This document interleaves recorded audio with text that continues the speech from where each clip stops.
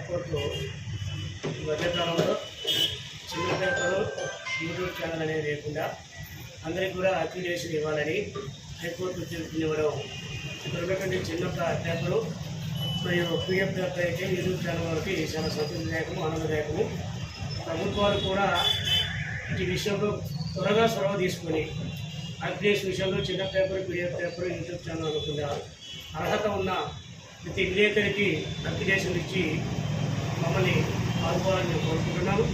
అదేవిధంగా ఈ పీడిఎఫ్ పేపర్కి సంబంధించి లేదా చిన్న పేపర్లకు సంబంధించినటువంటి ఎక్కడి నుంచి కూడా వేతనాలు అనేవి లేవు, జీతాలు అనేవి లేవు.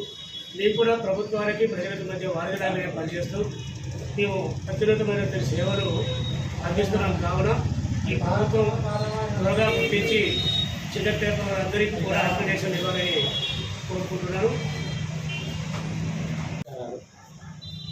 ఈ మధ్యకాలంలో హైకోర్టు ఇచ్చినటువంటి తీర్పు మా విలేకరుల అందరికీ చాలా ఆనందదాయకంగా ఉన్నది.